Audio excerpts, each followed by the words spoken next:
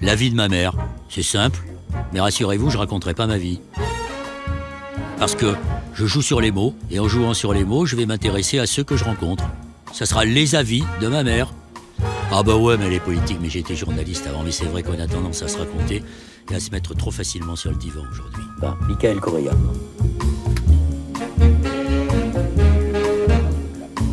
Michael Correa, bonjour. Vous êtes journaliste pour Mediapart au sein du pôle écologie et vous travaillez notamment sur les blocages et conflits d'intérêts qui entretiennent le statu quo en matière de lutte contre la crise climatique. Au moment d'enregistrer cet entretien, nous sommes une dizaine de jours après une nouvelle attaque contre les supposées méthodes de Mediapart et l'aspect parfois moralisateur de votre leader à moustache. On lui reproche parfois d'être juge, et justement, est récemment sortie dans Mediapart l'affaire du mystérieux virement qui a été fait depuis les Seychelles vers un célèbre avocat et accessoirement ministre de la Justice. Une île menacée de disparition à cause de la montée des eaux qui est un ex-paradis fiscal et un achat de voitures polluantes, on est pile sur vos sujets puisque vous venez de publier Criminel climatique aux éditions La Découverte.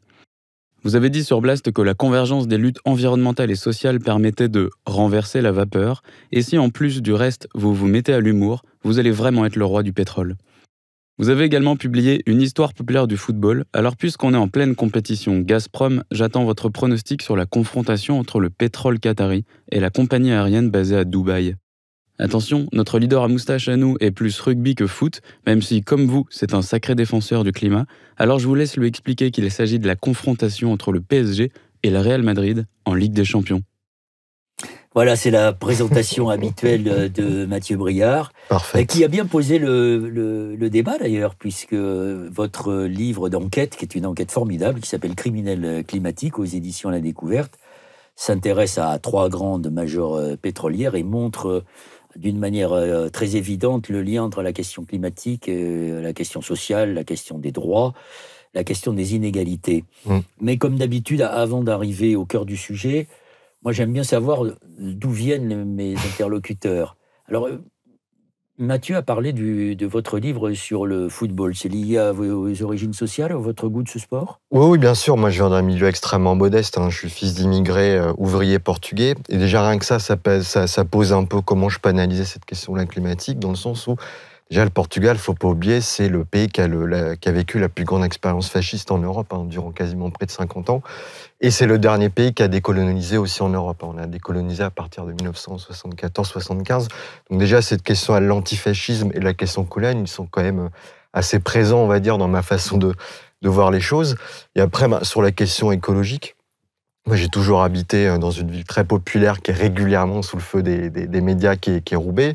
Et c'est vrai qu'à Roubaix, et en tout cas, pour revenir sur cette question-là d'écologie populaire, moi, j'ai toujours, on va dire, été dans les jardins ouvriers. C'est quelque chose que j'ai testé à l'époque, mais on voyait déjà que cette question-là de la subsistance et aussi de qu'est-ce qu'autour du potager, toutes les sociabilités qu'il y a, au fait, qu'on fait un potager, on donne aussi tous ses légumes à ses amis, etc. L'histoire des chantiers, toutes les sociabilités populaires, ça vient de là, au fait. C'est je viens t'aider à réparer ta bagnole, et toi, tu viens m'aider à réparer ma toiture, etc.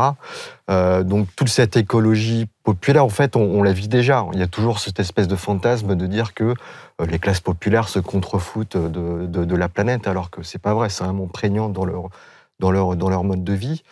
Et après, donc moi j'ai fait des études, je suis pas du tout journaliste, on est plusieurs à Mediapart, dont Edu Plenel, à ne pas être passé par l'école de journalisme.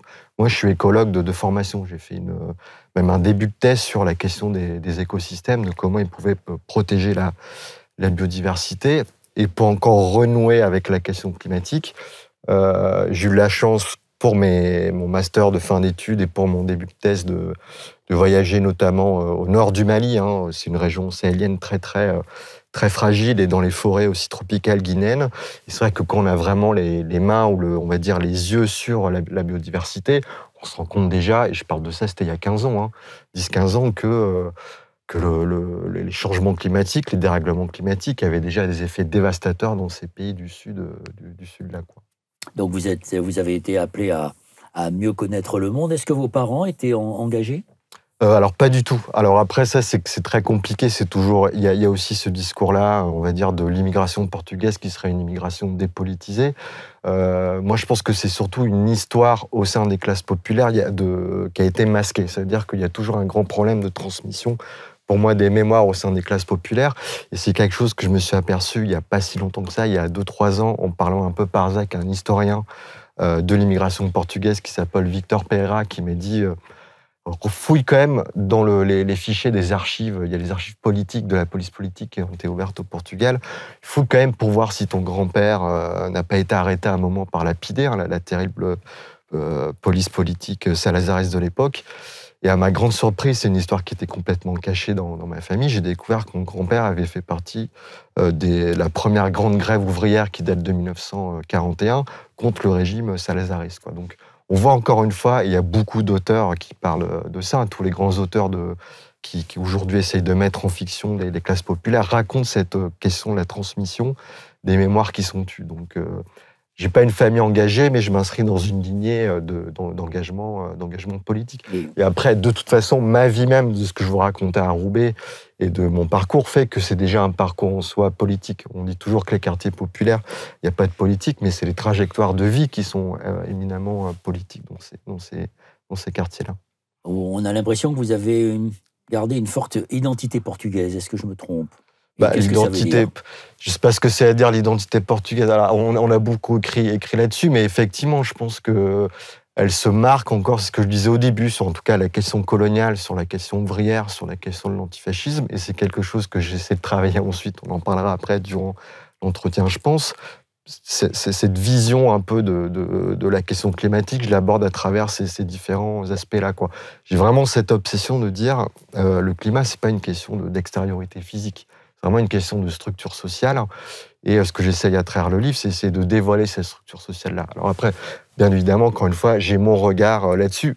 Identité portugaise ou pas, je ne sais pas, mais en tout cas, cette question-là de l'antifascisme, la question coloniale, il n'y a pas que ça, la question sociale, la question féministe aussi, ils sont pleinement prégnants dans cette vision d'aborder la question climatique. Vous parlez de Roubaix avec une certaine nostalgie, si je puis dire, cette nostalgie des solidarités, et peut-être cette nostalgie d'un fort sentiment d'appartenance à une classe populaire.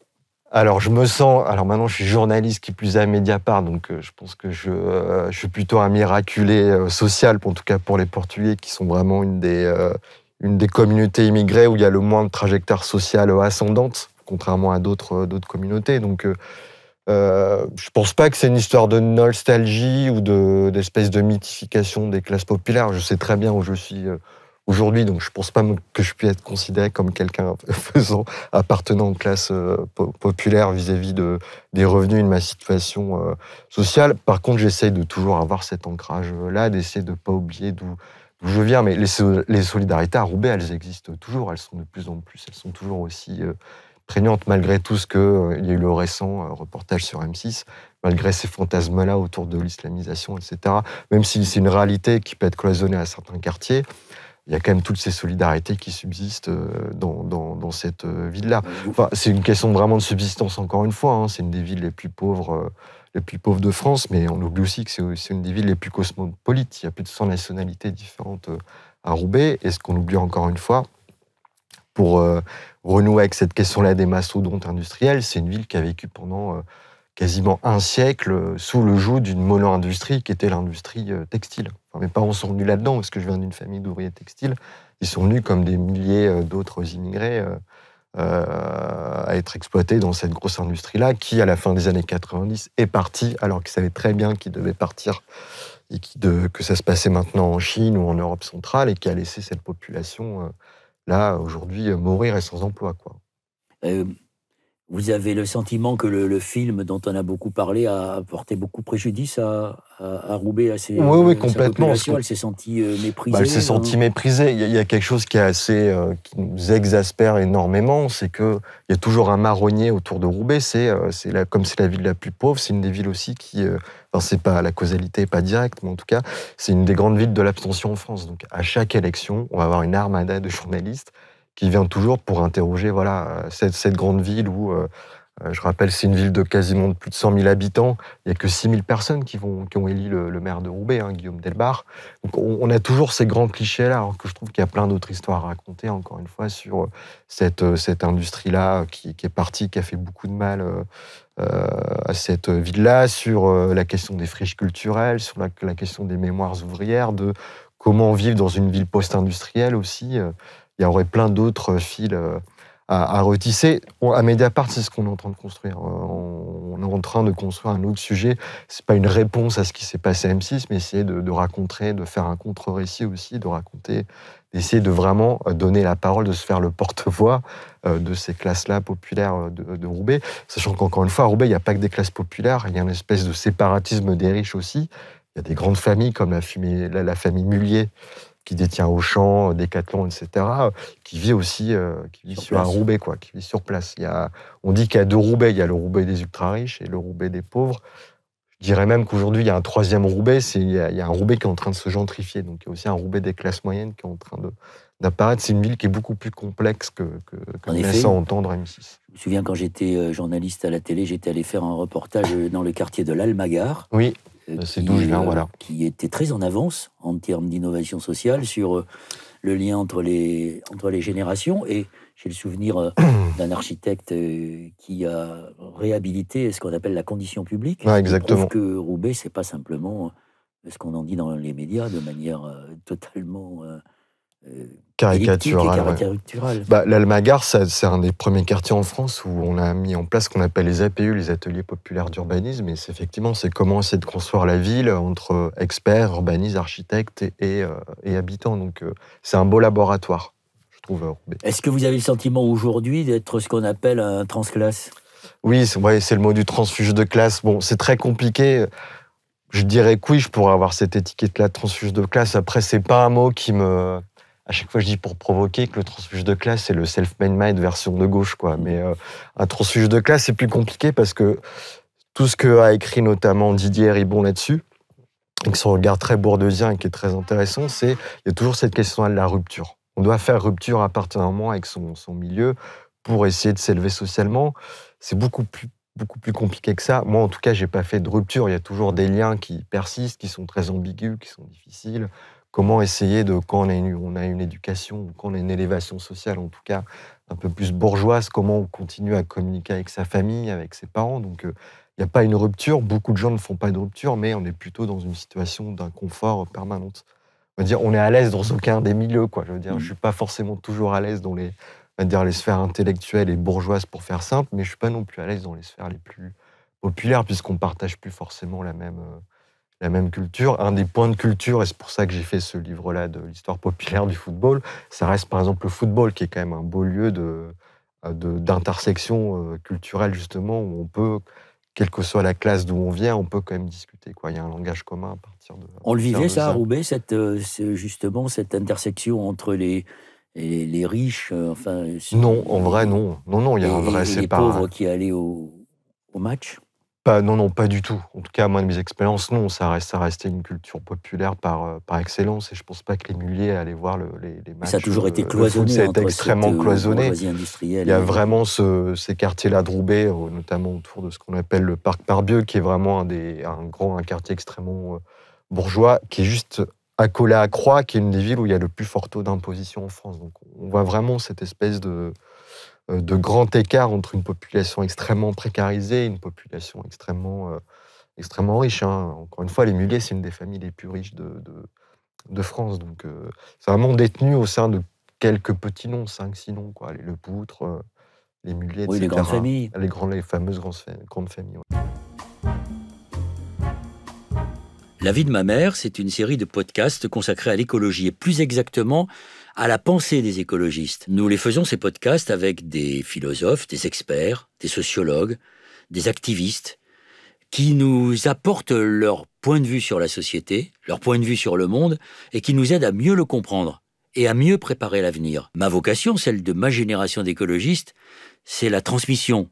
C'est le passer le témoin à ceux qui aujourd'hui ont pris conscience de l'urgence et qui savent qu'il n'y a plus de temps à perdre. Nous avons besoin de vous parce que nous avons décidé d'être, farouchement indépendants. Les seuls qui peuvent nous aider à poursuivre ce chemin que nous avons entamé, c'est vous, en entrant dans notre communauté de la vie de ma mère. Il vous suffit d'aller sur Tipeee. C'est une nécessité politique et philosophique.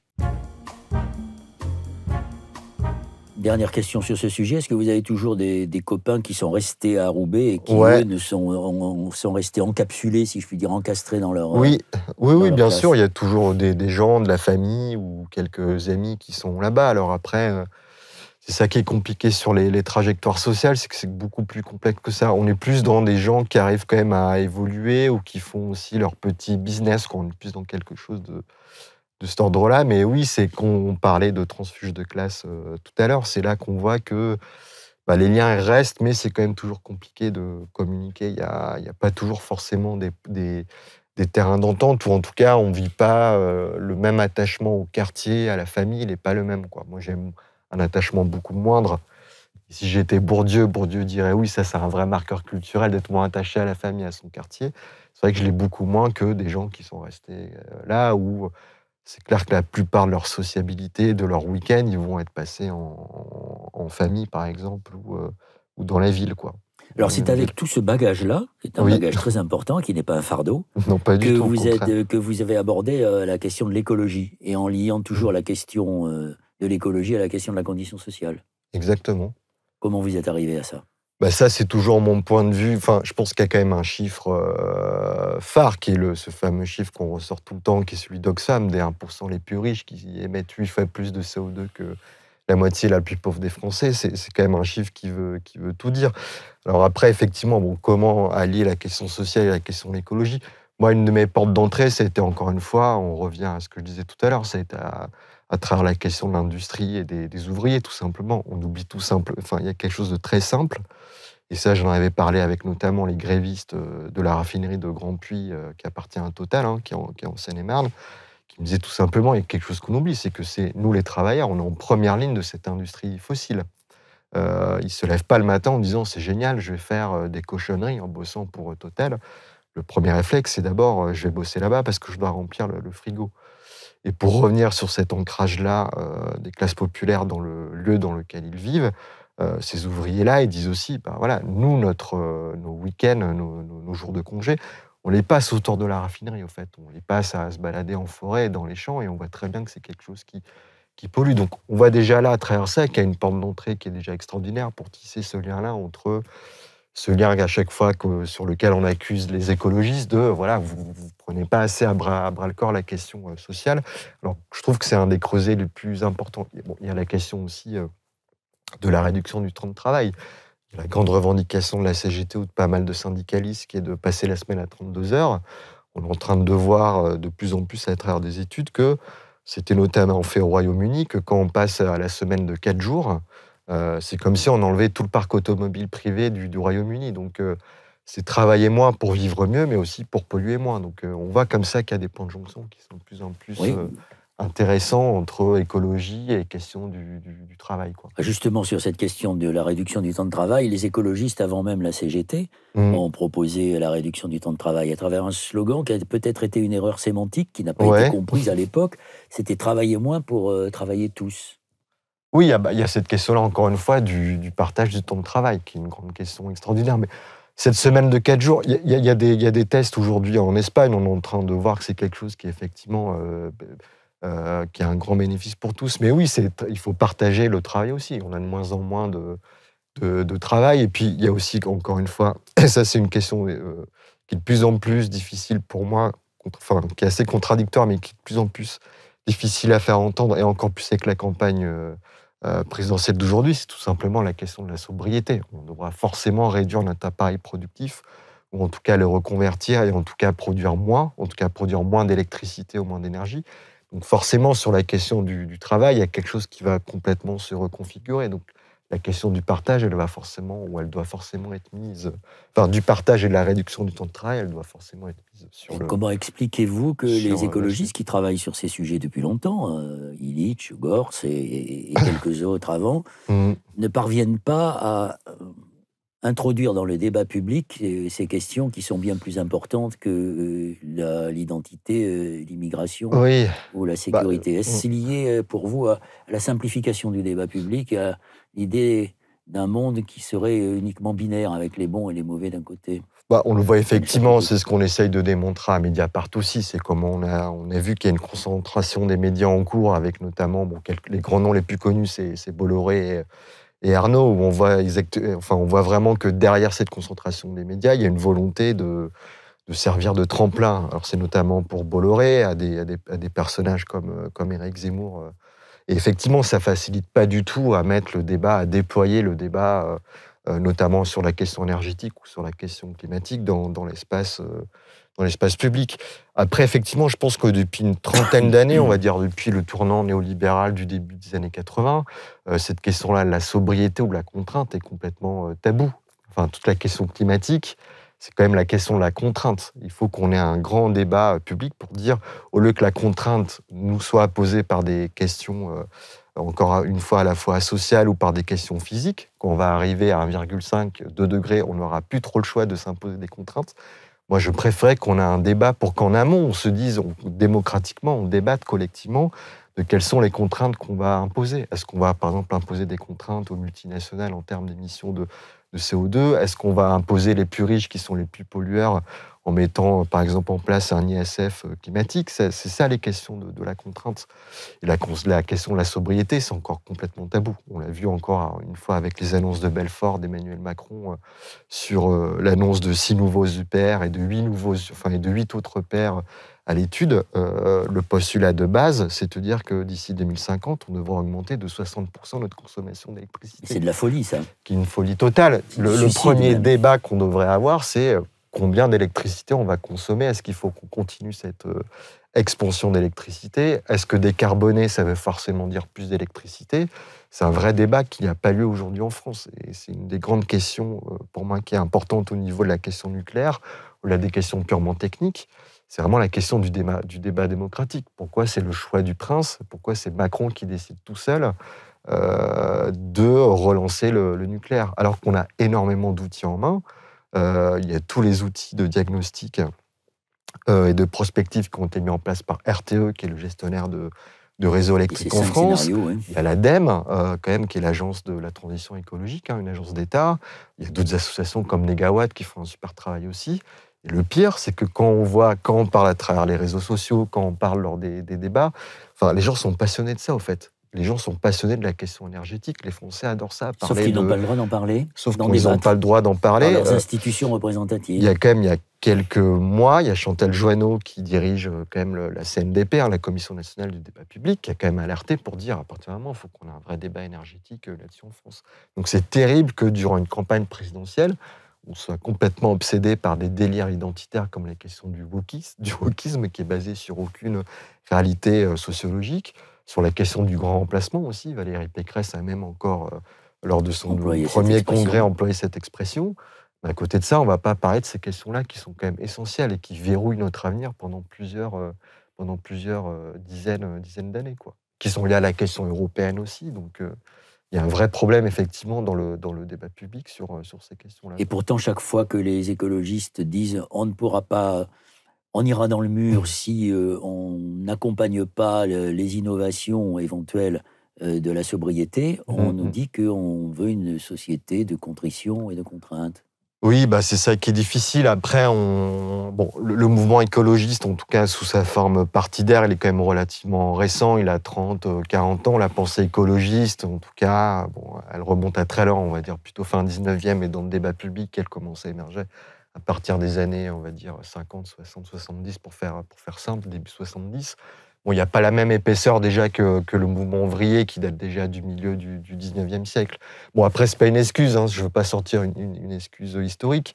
Et après, effectivement, je pense qu'il y a tout un coche qui a été loupé et qui est en train d'essayer de rattraper notamment le mouvement climat et peut-être même le mouvement écologie. C'est essayer de tisser des liens avec d'autres secteurs de la société. Donc c'est encore une fois, on le voit aujourd'hui avec le mouvement climat qui est en train de créer des alliances avec le comité Adama, par exemple, sur la question des violences policières.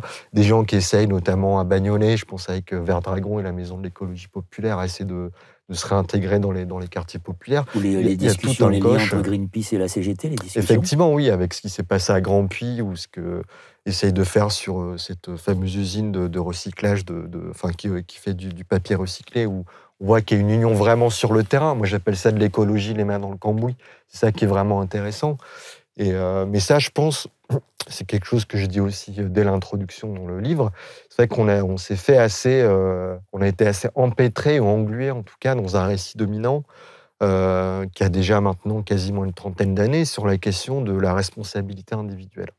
Là, j'ai envie de refaire le lien avec la doxa néolibérale. C'est vrai que cette doxa-là, libérale, ou en tout cas même bourgeoise, elle nous a toujours essayé de nous enfermer dans la question de la responsabilité individuelle. Sur le racisme et le sexisme, c'est ce qu'on le dit toujours, c'est une question de préjugés individuels, c'est une question de relations, d'interrelations personnelles, alors que on le voit que c'est des constructions sociales, historiques qui sont très, très profondément enracinées dans nos sociétés. Sur la question des violences policières, c'est la même chose. On essaie de nous dire c'est quelques moutons noirs au sein de la police, alors que, encore une fois, c'est vraiment systémique à l'institution policière. Pour moi, la question du changement climatique, c'est exactement la même chose. C'est pas la somme c'est pas la funeste somme de nos responsabilités individuelles. Encore une fois, c'est vraiment quelque chose qui est vraiment systémique et qui est vraiment de l'ordre de la structure sociale de notre civilisation industrielle, quoi. Donc, c'est vrai que là-dessus, il y a toujours eu, et on voit ce discours-là qui va de Jacques Attali en passant par Emmanuel Macron et par Pierre Rabhi qui est décédé il y a peu, il y avait ce discours-là du petit geste, des éco-gestes, où on se disait, à l'échelle individuelle, si tout le monde s'y met, on pourra renverser la vapeur. Bon, le problème, c'est que c'est un récit dominant qui est complètement faux, on est en train de s'en apercevoir, qu'il faut, parce que déjà, premièrement, il n'est pas à nu les vrais rapports de domination, encore une fois, coloniaux, sociaux, etc. Et on est en train de se rendre compte en faisant des calculs que c'est Carbone 4, une agence qui a fait les calculs, c'est que si tous les Français avaient les éco-gestes les plus héroïques, ça veut dire s'ils arrêtent de manger de la viande, s'ils ne font que du covoiturage, ils ne prennent plus l'avion, etc., on arriverait à réduire que d'un quart notre empreinte carbone. Donc, on voit que même si c'est une solution qui est très intéressante, ça peut être un premier pas vers une politisation ou vers une prise de conscience de la fragilité de notre monde, c'est pas suffisant. Et ce que j'essaye de démontrer dans le bouquin, c'est que c'est surtout quelque chose qui a servi, en tout cas ce discours-là de dire que la question climatique serait une question de discipline individuelle, ça a servi pour moi avant tout de nous détourner notre attention politique des vrais moteurs de l'embrasement climatique, des vrais fossoyeurs du climat. Alors, on en vient justement au cœur de votre livre « Criminel climatique, enquête sur les multinationales qui brûlent notre planète ». Maintenant, on a le contexte dans lequel vous vous êtes lancé dans cette grande enquête. Et justement, à propos de la responsabilisation individuelle qui... vous citez le philosophe Jason Moore. La farce bourgeoise selon laquelle la responsabilité des problèmes dus au capitalisme reviendrait à l'humanité tout entière, qui est en effet une farce. Et puis, vous citez, ce qui est très intéressant au début du livre, pour montrer comment les grandes majors pétrolières, vous êtes intéressé à 3 majors pétrolières, China Energy, Gazprom et Saudi Aramco, qui sont les plus grosses. Vous parlez aussi de Total, de British Petroleum, d'ExxonMobil. Et vous citez cet exemple pour montrer que tout ça est quand même très construit et c'est pas du tout...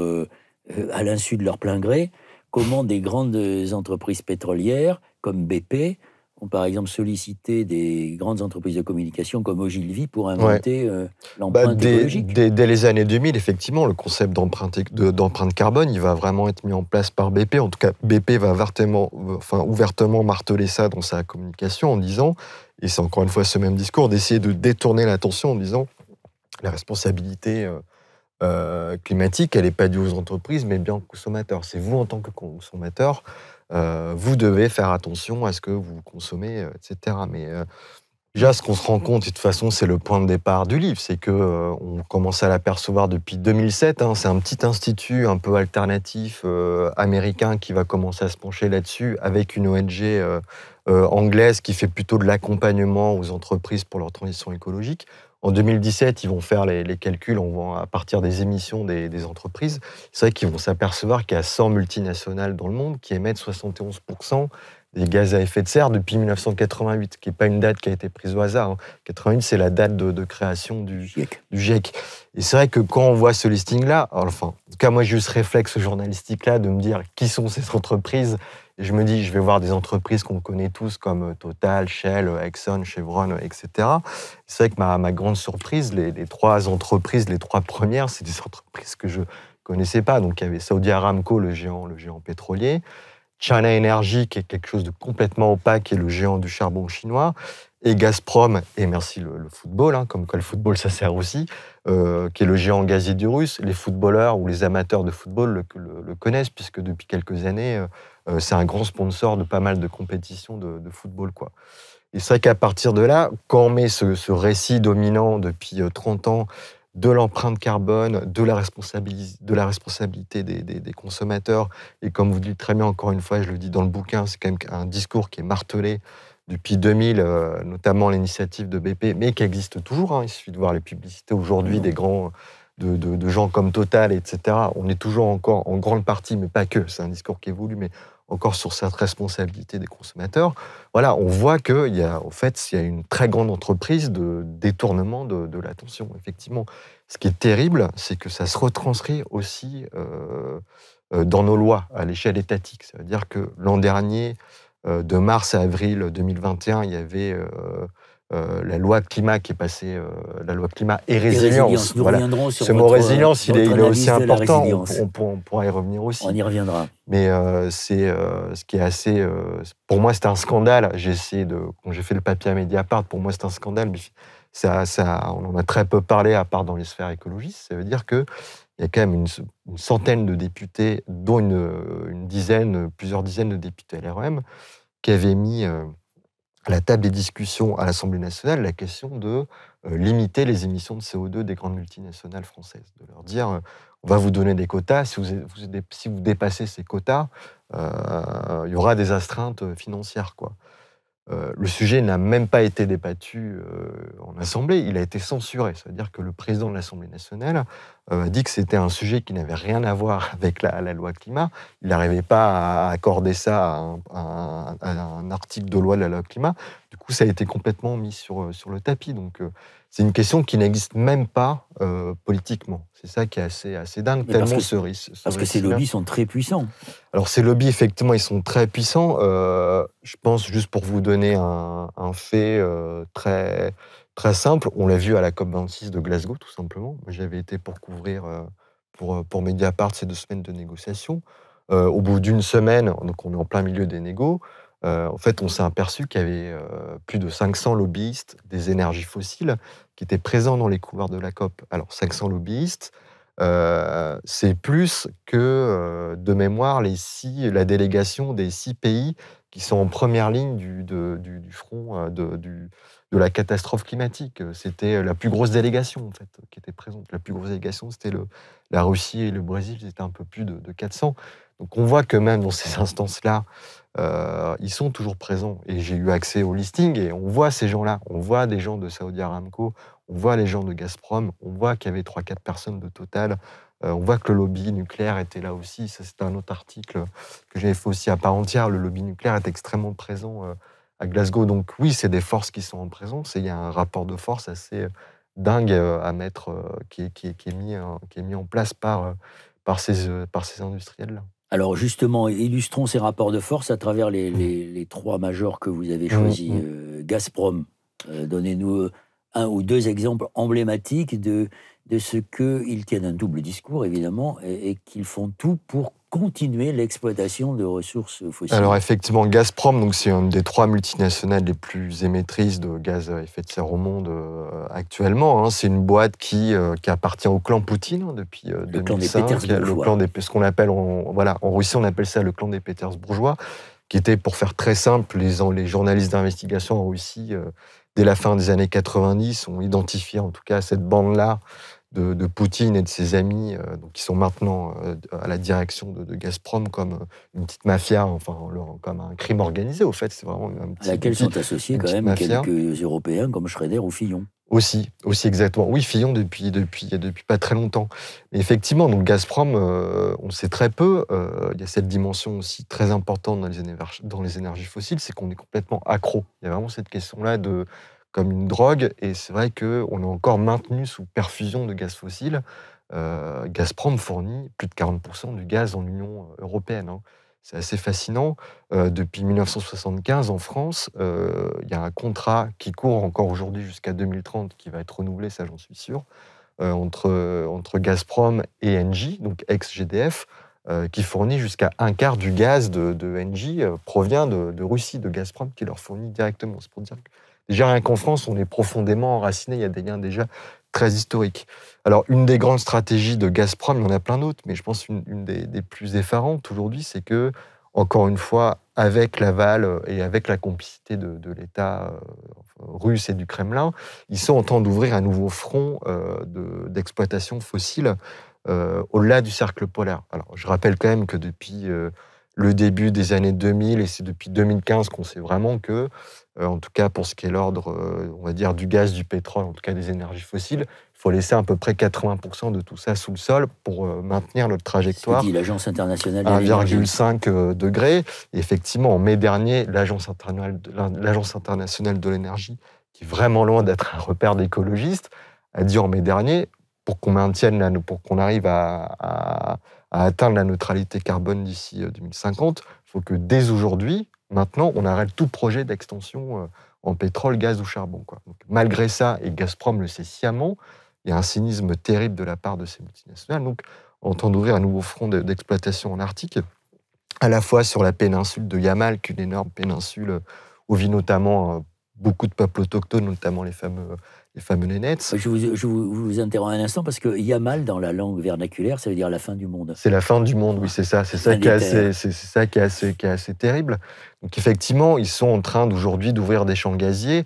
Le pire, c'est qu'ils ne le cachent même pas. Alex Meyler, qui est le président de Gazprom, chaque année, ils se vantent de ces nouveaux champs.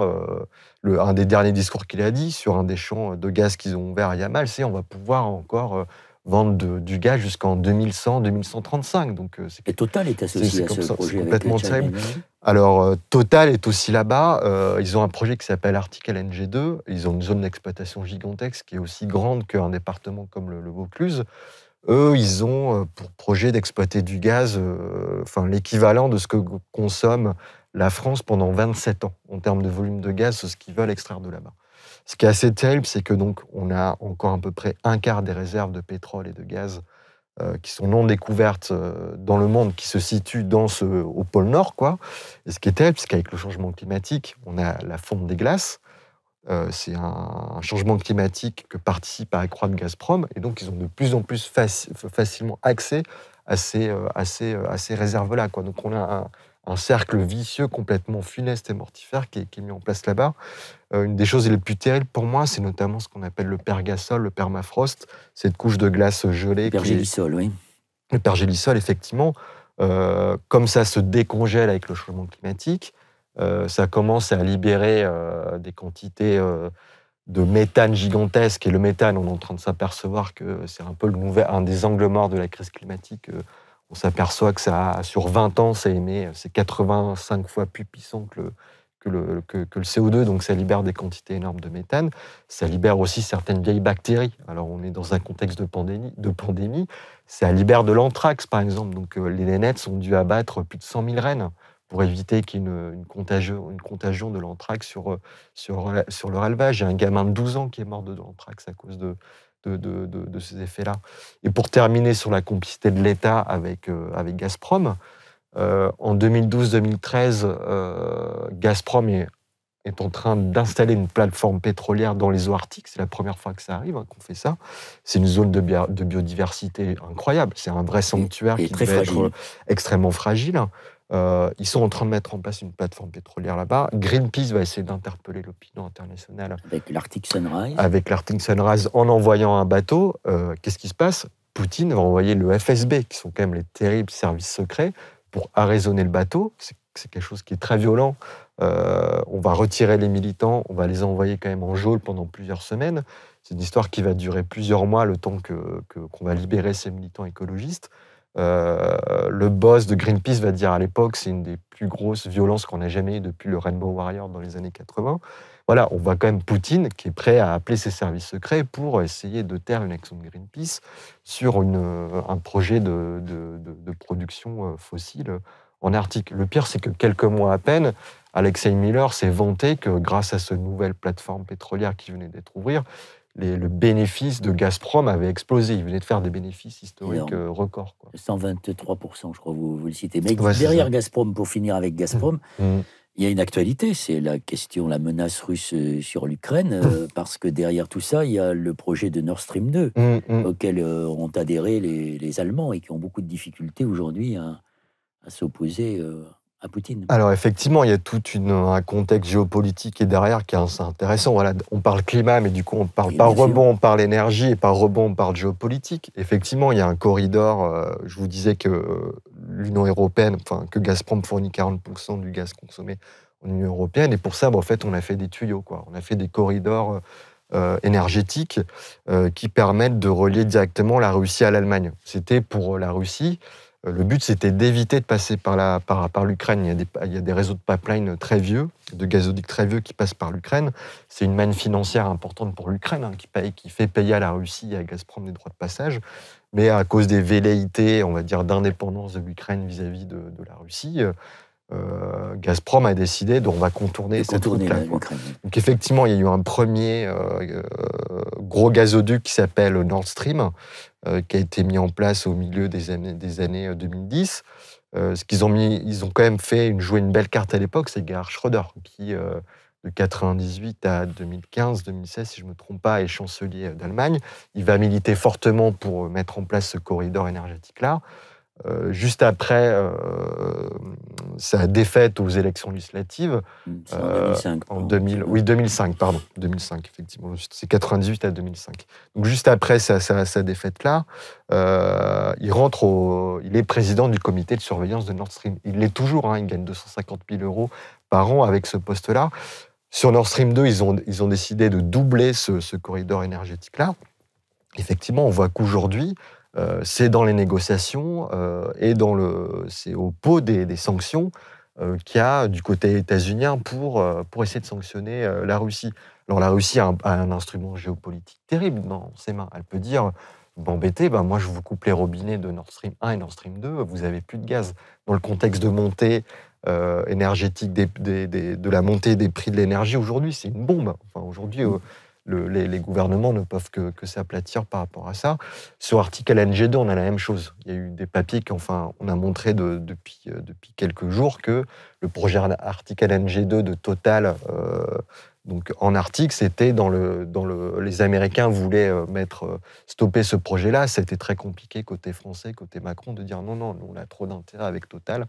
Donc on voit comment ces corridors énergétiques-là, en tout cas le gaz et en parallèle, Gazprom, c'est un instrument géopolitique et de puissance terrible aux mains de Poutine. Ce que vous venez de décrire, c'est une très bonne illustration de ce que le climat n'est pas simplement une question environnementale. Non, bien évidemment. Il pose des questions sociales, vous l'avez dit, on va y revenir, des questions géopolitiques, mais aussi des questions liées, par exemple, à des formes de néocolonisation. Et ça, on peut en parler avec China Energy, et notamment le charbon, l'exploitation de charbon dans des pays comme, par exemple, le Bangladesh, qui sont des pays extrêmement pauvres. Oui, qui sont surtout aussi en première ligne de la question climatique. En Bangladesh, je rappelle... En plus, avec la montée des eaux et une partie au Bangladesh, il y a Bangladesh qui est inhabitable aujourd'hui. Il y a 700 000 personnes qui chaque année, on estime qu'il y a 700 000 personnes qui doivent quitter leur foyer à cause de la montée des eaux au Bangladesh, effectivement. Alors, ce qui est terrible, moi je parle de colonialisme charbonnier avec China Energy, c'est qu'effectivement, et encore une fois, on voit comment l'État chinois et cette entreprise-là sont vraiment étroitement liés. Il y a cette grande initiative géopolitique de l'État chinois qui s'appelle les routes de la soie, qui vise à relier l'Afrique et l'Asie du Sud-Est à la Chine. Et à travers ces routes de la soie, donc c'est des routes économiques, China Energy a profité pour semer vraiment comme un petit poussé ses centrales au charbon dans ces pays-là.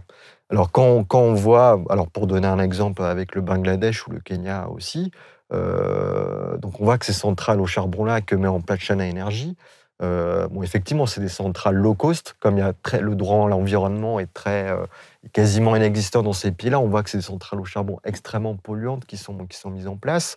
Et pourquoi je parle de colonialisme? Dans le sens où on va avoir tous les différents leviers structurels propres à la question coloniale. Ça veut dire que, premièrement, dans ces centrales-là, qu'on va déployer dans ces pays-là, on va plutôt employer de la main-d'œuvre chinoise, pas du tout de la main-d'œuvre locale.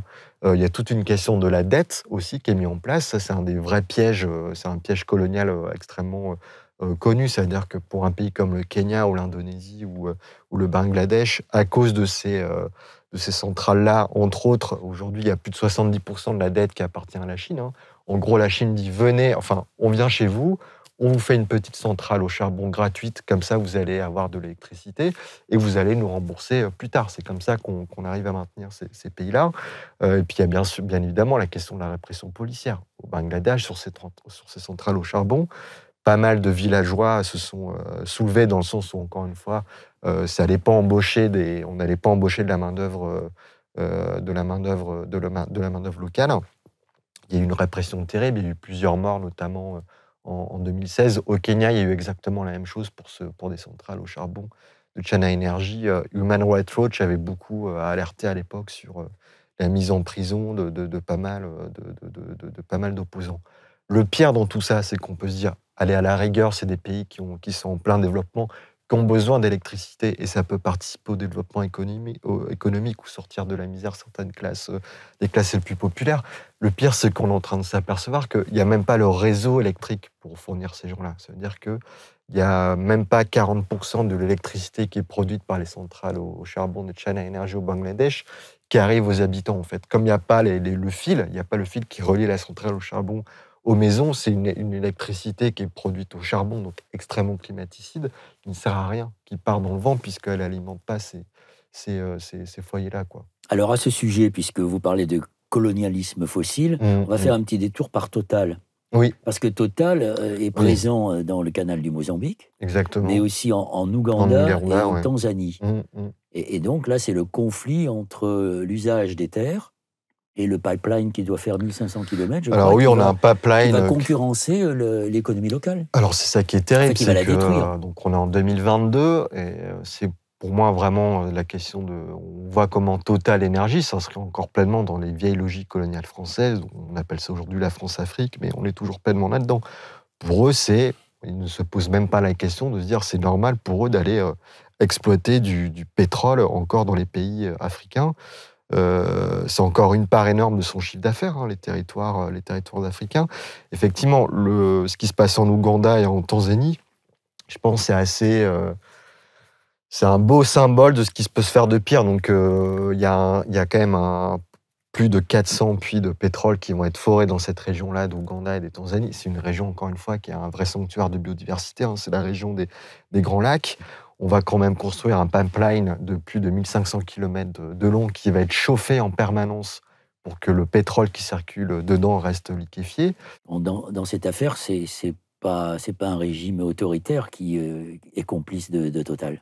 Non, là, c'est vraiment Macron. On l'a démontré à Mediapart aussi. On a vu qu'il y avait une lettre très discrète de la part de Macron qui avait été envoyée à l'État ougandais pour dire je compte sur vous, enfin là, en filigrane, la lettre disait ça, je compte sur vous pour soutenir ce projet-là, quoi.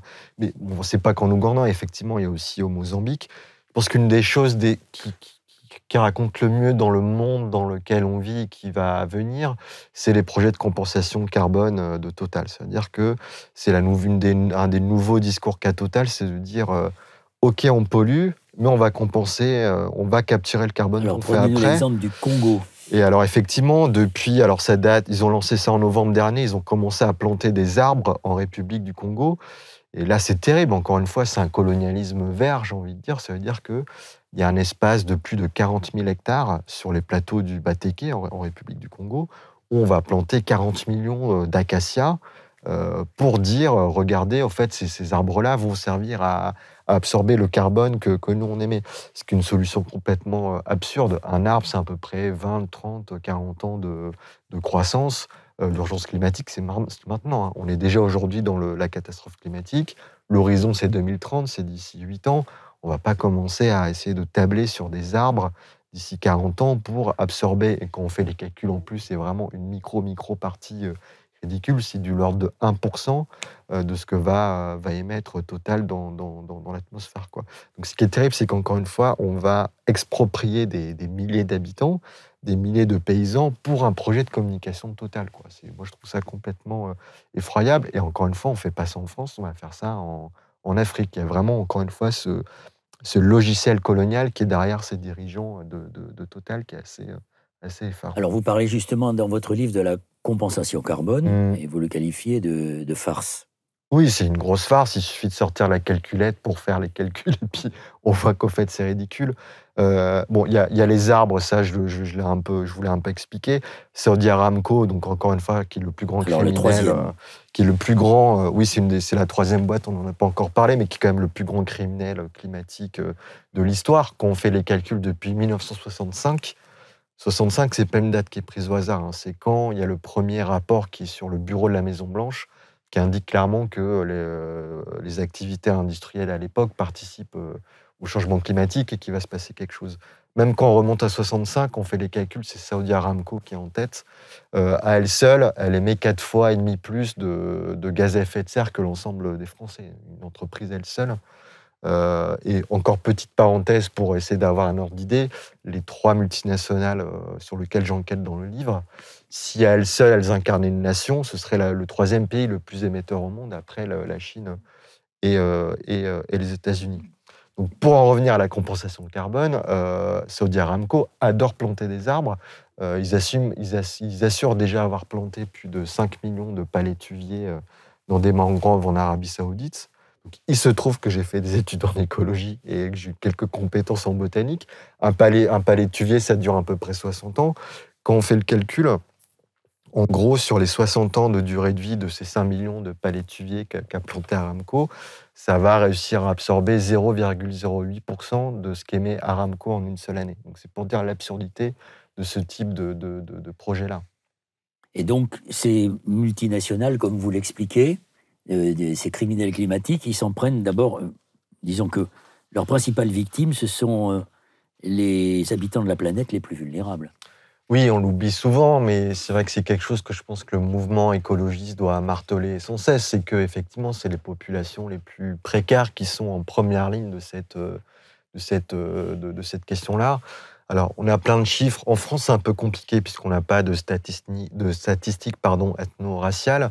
Un des chiffres que je sors souvent, par exemple, c'est on s'est rendu compte durant la canicule de 2003 en France que le département de la Seine-Saint-Denis, qui est quand même le département le plus pauvre de la France métropolitaine, où on estime qu'à peu près 30% de personnes immigrées, il y a eu plus 160% de mortalité durant cette canicule-là en Seine-Saint-Denis. Pour revenir à quelque chose de beaucoup plus récent, l'an dernier, quand il y a eu les inondations terribles qui étaient étroitement liées à la question climatique, notamment en Belgique, où il y a eu plusieurs dizaines de morts, j'ai été faire un reportage à Verviers, qui a été une des villes les plus touchées en Belgique par cette catastrophe climatique-là. Ce qui était terrible, c'est qu'à Verviers, déjà c'est une des villes les plus pauvres de Belgique, et le quartier qui a été ravagé par cette montée des eaux, c'était un quartier populaire. Enfin, moi, c'est un quartier qui m'a vraiment rappelé Roubaix. Dans ce quartier-là, il y a eu 10 000 personnes qui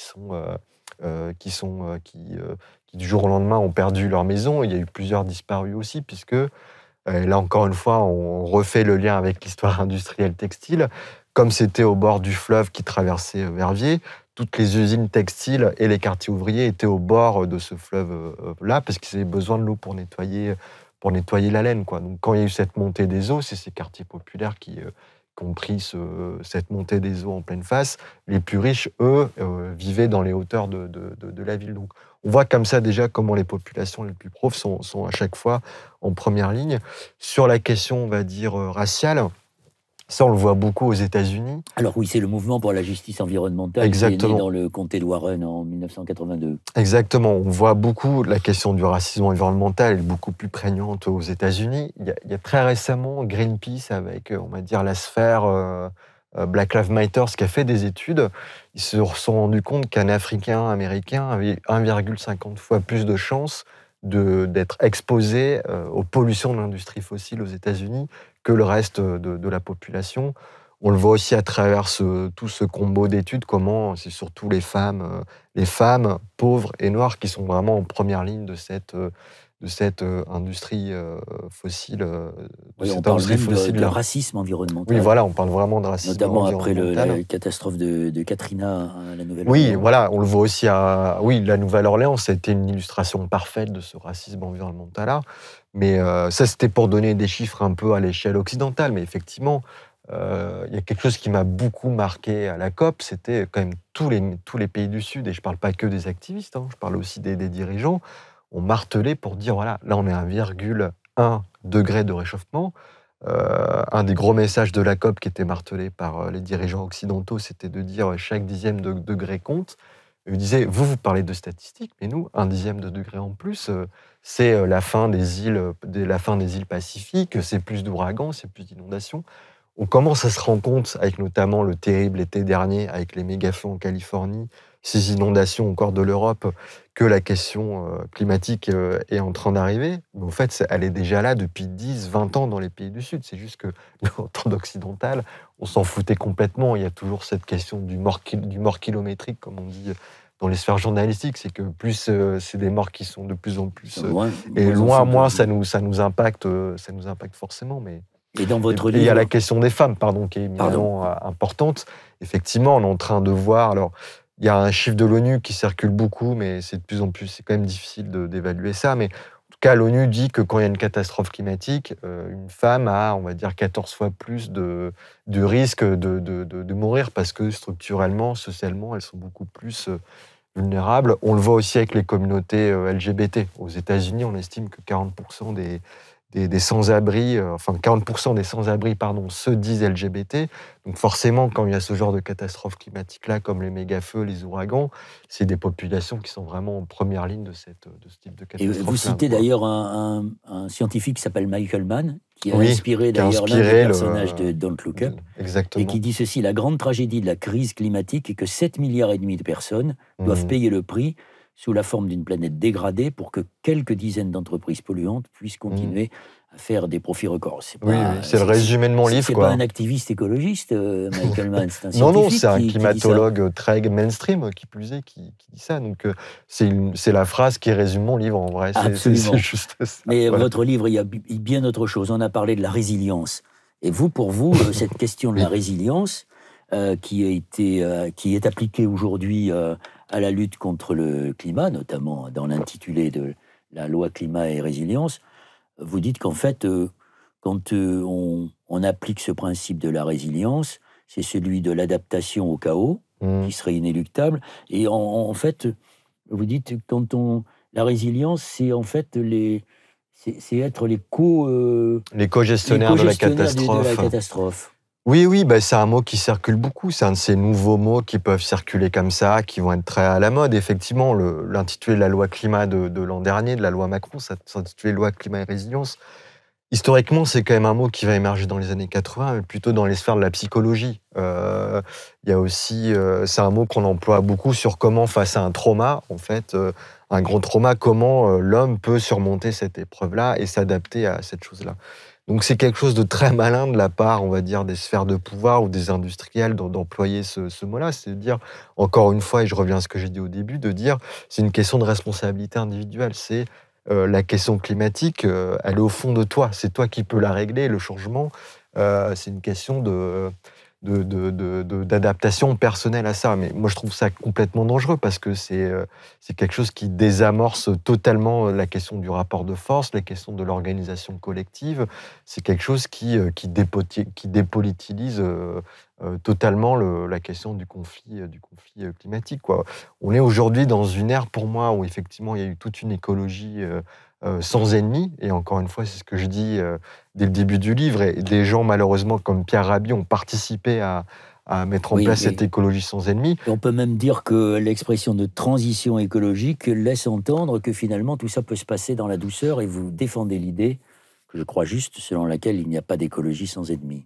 Oui, effectivement. Et puis, je pense qu'aujourd'hui, c'est trop tard pour la transition. Parce qu'elle a beaucoup d'ennemis, l'écologie, aujourd'hui. Oui, elle a énormément d'ennemis. Là, j'en cite quelques-uns dans le livre, mais on a aussi des ennemis politiques. Je pense que l'extrême droite, c'est un des plus grands ennemis aujourd'hui de l'écologie. Le néolibéralisme, aujourd'hui, c'est un de nos principaux ennemis. Nos ennemis sont extrêmement nombreux et je pense qu'il est temps aujourd'hui de les nommer, de les mettre en lumière, effectivement. Alors il y a toute cette question-là de faut faire attention politiquement aussi de désamorcer les fausses solutions. C'est ce que je parle notamment on a un peu parlé de ça et je le déploie un peu plus dans le livre avec la question des fausses solutions comme la compensation carbone.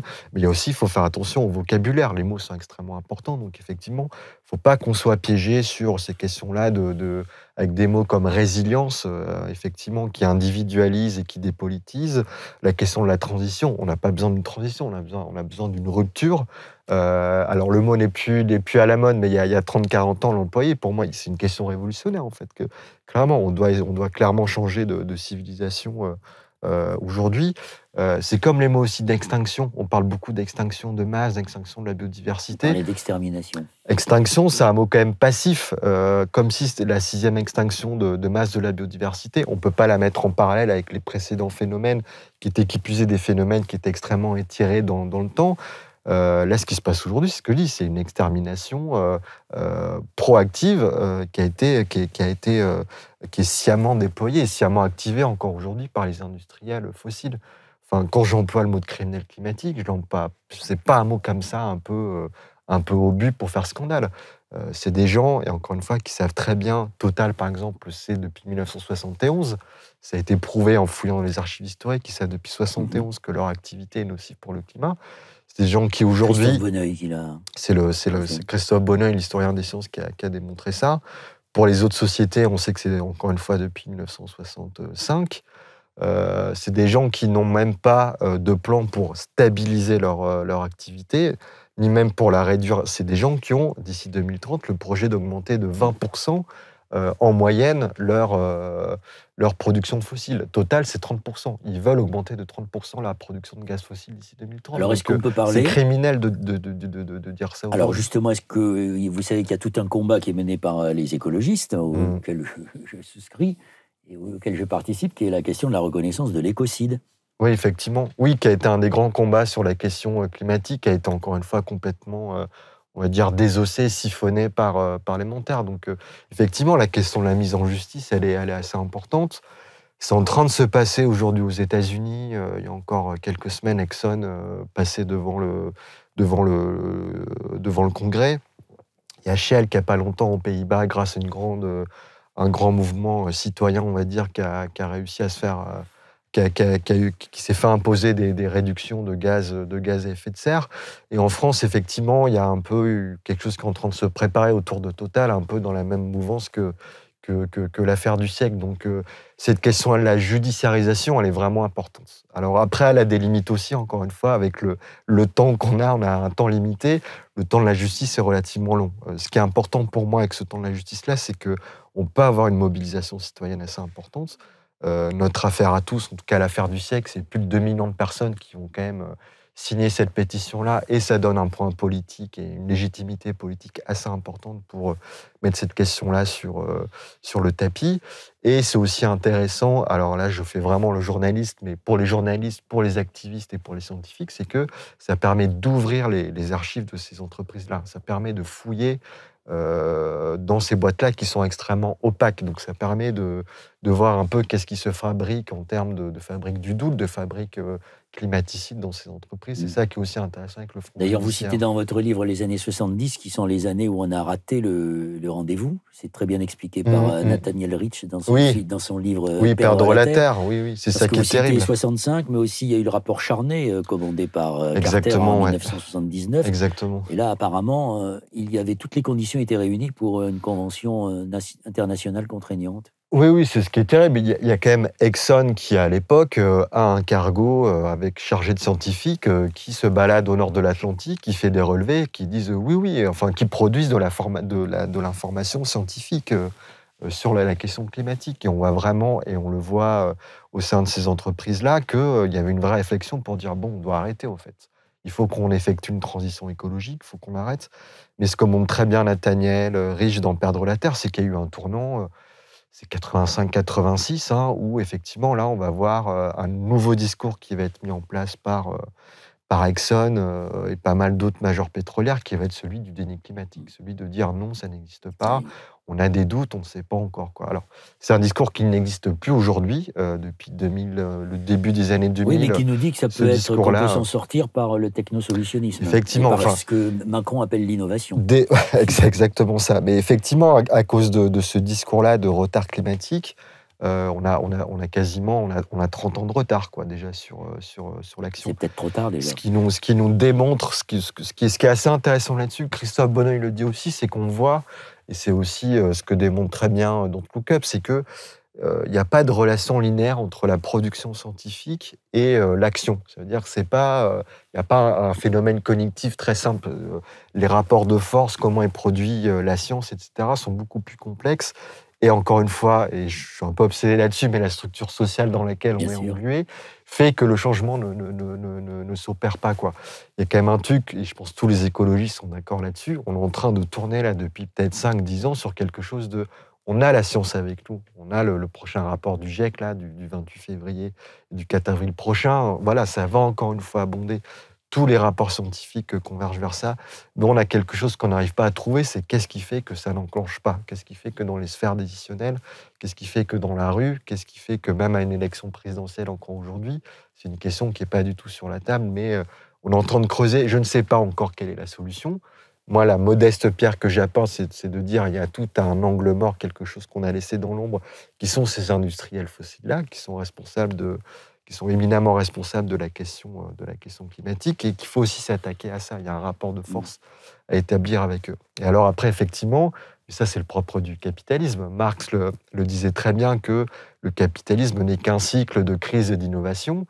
Aujourd'hui, on est dans un nouveau cycle encore d'innovation. On est en train de nous vendre avec les EPR, avec la capture carbone, avec l'hydrogène, les petites centrales les SMR, les petits, de dire on a la une voiture solution. électrique. On a une solution, on va trouver des solutions techniques. Et ça, vous l'analysez aussi très bien dans votre livre sur le côté comment le projet de solution technique ne fait que contribuer à renforcer les criminels climatiques. Oui, c'est... Notamment la question de la voiture électrique. Alors sur la voiture, effectivement, c'est une vraie... On oublie quand même de dire que le trafic automobile est en pleine expansion. En tout cas, sur la voiture électrique, on a un regard très européano-occidentalo-centré. On oublie que, notamment en Asie du Sud-Est, il y a un boom du trafic automobile, c'est à peu près 3% par an. Alors à côté de ça, effectivement, on nous vend des innovations. Il y a la voiture électrique, mais c'est ce que nous vend Aramco aussi, et c'est ce qui est assez terrible, c'est que c'est à 10 km de Paris, dans un laboratoire extrêmement confidentiel qui font ça. Ils nous vendent aussi l'optimisation des moteurs. On nous dit on va avoir des super moteurs à essence d'ici quelques années. On est en train de... Qui vont consommer presque plus rien. C'est une vraie arnaque intellectuelle parce qu'encore une fois, le trafic automobile augmente beaucoup plus vite que l'innovation sur les moteurs à essence. Mais c'est qu'on a aussi des voitures de plus en plus lourdes, de plus en plus puissantes, et donc qui consomment plus. L'incarnation parfaite, c'est les SUV, ces fameux 4x4 urbains qui consomment énormément. On est en train de s'apercevoir que c'est le deuxième facteur de croissance de CO2 dans le monde. C'est pourtant ce que vendent le plus les... C'est 40% du marché de la nouvelle voiture en France, donc c'est assez immense. Et alors, encore une fois, et je reparle de structure sociale et de féminisme, sur la question de la voiture, encore une fois, pour se dire à quel point c'est difficile de se désempêtrer de ça, c'est quand même un des signes de virilité les plus ostentatoires dans nos sociétés. Le coût de la grosse voiture, du gros SUV, c'est pour satisfaire aussi, on va dire, tout un tas de conducteurs masculins, quoi. C'est encore, la question de la voiture, elle est quand même extrêmement associée à la question de la virilité. Rouler en vélo, c'est quand même quelque chose plutôt qui est dévirilisant encore aujourd'hui dans nos sociétés. Il y a toute une histoire des imaginaires à travailler. Quand je vous disais qu'on tourne autour d'un nœud qu'on n'arrive pas à démêler sur qu'est-ce qui fait qu'on a la science avec nous et que le basculement ne se fait pas, un des nœuds, un des fils à tirer, pour moi, c'est notamment aussi la question de l'imaginaire, essayer de déconstruire ces imaginaires-là et d'en créer d'autres, quoi. C'est la grande difficulté de l'écologie, justement, de proposer un imaginaire qui soit désirable. Et à propos de la voiture, je vous recommande vivement la lecture d'un livre de Bernard Charbonneau, écrit en 1967, qui s'appelle L'homme auto, dans lequel il dit « On croit construire seulement des voitures. En fait, on construit des sociétés. » Venons-en. André Gorz aussi a très bien écrit sur la bagnole. Sur la bagnole. Et puis on peut lire Baudrillard sur les éléments de la virilité et de la consommation. Vous avez un chapitre intitulé « Le climat comme mouvement social ». Et c'est ça qui est en fait, j'allais dire, la conclusion la plus importante de votre livre, parce que vous y faites pas forcément des propositions, mais des constats sur ce lien que nous avons déjà étudié au début de notre entretien. Et je vais lire ce passage que vous allez me commenter, parce que, à mon avis, il me semble résumer parfaitement l'objectif que vous poursuiviez dans ce livre, qui n'était pas simplement la dénonciation de l'hypocrisie des grands majors pétroliers du charbon et du gaz, mais aussi ce que la lutte pour le climat signifie en termes de conception holistique de la société. Il s'agit ici d'une inversion à la fois chronologique. La génération d'aujourd'hui paiera pour les responsables des émissions passées, et socio-économique, les pauvres subiront le mode de vie des plus riches. Renverser cette relation, c'est transformer la lutte climatique en redoutable mouvement social, une puissance de révolte qui réside dans le fait que le combat pour le climat se situe au carrefour des luttes pour l'émancipation.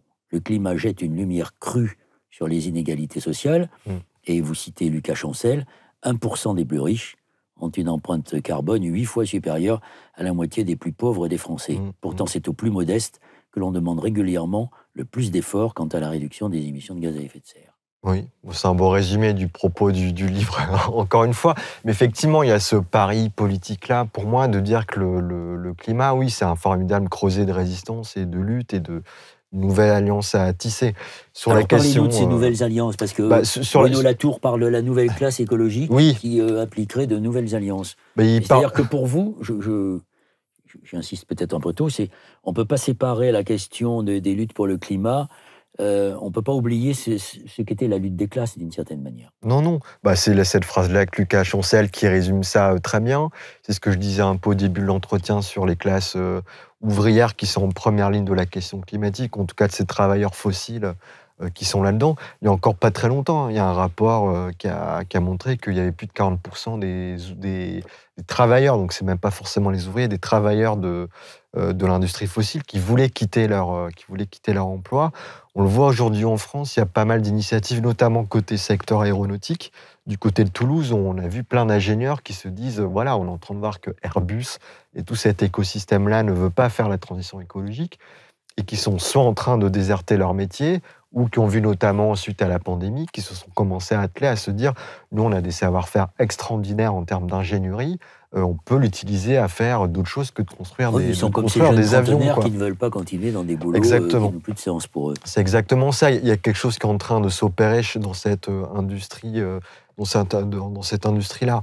Ça, c'est vraiment pour parler du côté social. Et encore une fois, je rappelle que lors de une des dernières grandes manifestations du mouvement climat pour dénoncer la loi climat et résilience de Macron, à la fin, il y avait Adrien Cornet, qui est donc syndicaliste CGT à Grandpuits, qui est venu à la fin de cette manif-là pour dire que ouvriers et mouvement climat devaient être ensemble dans la rue qu'il fallait faire, j'avais beaucoup aimé cette phrase-là, il disait qu'il faudra qu'un jour on crée une grève générale pour la transition écologique. Voilà, on voit qu'il y a des alliances potentielles entre mouvement ouvrier et mouvement climat, et qui peut puiser dans des histoires différentes, encore une fois, notamment dans ce mouvement ouvrier-là. Quand il y a le directeur de Greenpeace, Julliard, qui va voir avec la CGT des ouvriers sur notamment cette histoire d'usine de recyclage de papier qui doit être sauvée. Ce que dit Julliard, je l'avais interrogé là-dessus, et Martinez aussi, de son côté, il avait découvert ce que c'était le mouvement climat, mais Julliard avait dit, il n'a pas eu toute cette culture ouvrière-là, il avait dit, j'ai quand même été fasciné en allant voir les grévistes de cette usine de fabrication de papier recyclé, c'était la combativité qu'ils avaient, c'était quelque chose qu'ils ne retrouvaient pas dans le mouvement climat. Donc on voit comme ça comment il y a des passerelles qui peuvent se mettre en place. Bon, ça c'est que pour aborder la question sociale, mais pour aborder la question féministe, encore une fois, on est en train de voir, je vais donner quelques chiffres, mais le chiffre le plus prégnant, il date de l'été dernier. on a vu que les hommes émettaient 16% en moyenne de gaz à effet de serre en plus que les femmes, et ça, c'était notamment dû, encore une fois, au signe extérieur de virilité. La voiture, on vient d'en parler, l'alimentation carnée aussi, qui est extrêmement climaticide, alors que c'est un levier très simple, hein, l'alimentation carnée, pour essayer de réduire, réduire nos effets de gaz à effet de serre. Et si on veut repuiser encore une fois dans les imaginaires politiques, voilà, il y a tout l'écoféminisme des années 70, qui est notamment américain, qui est extrêmement intéressant, qui faisait le lien entre, on va dire pour faire simple, exploitation de la nature et exploitation des corps féminins. Qui est très bien expliqué par Murray Bookchin. Exactement, qui était très lié aussi aux luttes anti-nucléaires et anti-militaristes. Mais tout ça, les journalistes français, pour la plupart d'entre eux, ne le connaissaient pas. Ils l'ont découvert quand Sandrine Rousseau a parlé d'écoféminisme, comme si c'était né hier. Alors effectivement. Que la première à en avoir parlé, c'est une Française qui s'appelle Françoise Daubonne. Françoise Daubonne, effectivement, oui. Oui, on a comme ça, enfin je veux dire, on a un matériau intellectuel, historique ou creusé, c'est ça qui est assez fou. Et je termine, donc là je vais donner un exemple sur le social, sur la question féministe, sur la question antifasciste aussi, donc on est pleinement dedans. Bon, déjà, encore une fois, historiquement, les grands régimes hitlériens ou mussoliniens se sont beaucoup appuyés sur l'industrie automobile et sur l'industrie fossile. En Italie, le mouvement esthétique, le futurisme, c'était clairement quelque chose qui esthétisait la vitesse, la voiture, etc. Hitler s'est beaucoup appuyé sur Volkswagen, on le sait très bien, ou même sur l'industrie fossile pour financer sa campagne d'élection. On le voit aujourd'hui avec des gens comme Donald Trump. La première chose qu'il fait 6 mois après son arrivée au pouvoir, il se retire des accords de Paris. Et aujourd'hui, c'est quelque chose de très intéressant qu'a fait le GIEC et dont on a très peu parlé lors de son premier volet du 6e rapport là, en août dernier. Ils ont fait ce qu'ils appellent des modélisations sociétales. C'est-à-dire, on va essayer de modéliser les tendances de la société pour voir vers où ça nous mène en termes de trajectoire de réchauffement. Ils ont dit que si on est sur une trajectoire d'augmentation des inégalités sociales et d'augmentation des nationalistes, des replis identitaires, on arrive à une trajectoire de 3 à 3,5 degrés. Donc ça veut dire que le combat pour le climat, pour moi aujourd'hui, c'est un combat qui doit être intrinsèquement antifasciste, quoi. Il y a vraiment ce lien-là. De toute façon, on le voit avec Zemmour aussi, qui est clairement climato-sceptique. Hein. La rare question qui a été posée, comme c'est un débat qui est complètement inexistant dans la campagne présidentielle, il y a quelques jours, Zemmour était sur France Inter. Donc c'est même pas un journaliste qui lui pose la question, c'est un auditeur qui lui pose cette question très simple. On devrait la poser à tous les candidats ou tous les élus, c'est est-ce que vous avez lu le rapport du GIEC ? Il dit, bon, je l'ai lu dans les grandes lignes, et la première chose qui sort, après avoir beaucoup hésité, parce qu'on voit qu'il est très mal à l'aise là-dessus, il dit, moi j'ai pas envie qu'on sacrifie les Français et l'industrie française sur l'autel du réchauffement climatique, puisque on émet, la France n'est responsable que 1% des émissions de gaz à effet de serre. Donc là, on n'a même pas eu des journalistes qui étaient capables de retourner ce faux argument de la responsabilité climatique de la France, puisque je rappelle que depuis 1850, le CO2 il s'accumule dans l'atmosphère. On est à peu près le 12e pays en termes de responsabilité climatique historique. La France a vraiment une dette à payer de ce point de vue-là. Donc, on voit que, encore une fois, c'est le résumé un peu du bouquin, c'est la conclusion. Comment ces luttes-là antifascistes, féministes, décoloniales aussi, on l'a un peu déployé, et sociales, elles sont au carrefour du climat. Et à partir de là, je pense qu'il y a tout un imaginaire politique à déployer et des alliances à tisser avec ces différents combats-là.